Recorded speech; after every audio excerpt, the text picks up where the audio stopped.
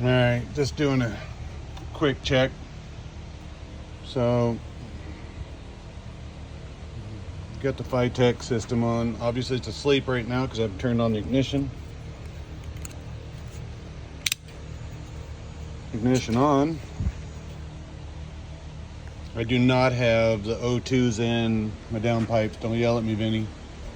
I'm not gonna flood my friggin' vehicle and hydrolock it and blow it up just for a test. All right. So, cable's up, she's neutral. I did replace TPMS because that one was broken. I broke that a long time ago. Oh. So, we're just gonna see if she'll pop. Pop, pop, pop.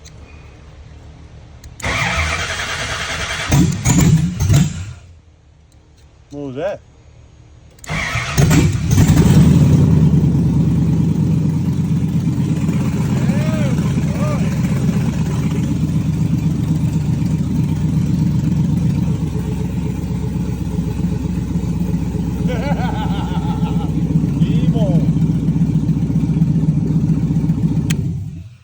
So, she runs. And that's all I wanted to verify. So, that was straight headers, like derby time. Oh my goodness. I put the drive shafts back in. Now I gotta get to my buddy Corey up at Avery so he can make it quiet so we can run it. I want a 2 with a splitter into dual exhaust, but with an equalized pipe in between the two. So I'm sure Corey will hook me up on that. Quieted and idle, angry and pissed off at friggin' throttle. That's what I want. But I also want to be out in mid-range where I can sit there and just like idle through it around about 1400 RPM. Corey knows exactly the sound I'm going for, what I'm wanting, the power I'm wanting, the power the engine puts out. But I had the intake off today. I got the plumbing. I tried to run away the one time it did inadvertently start because we had a massive air leak.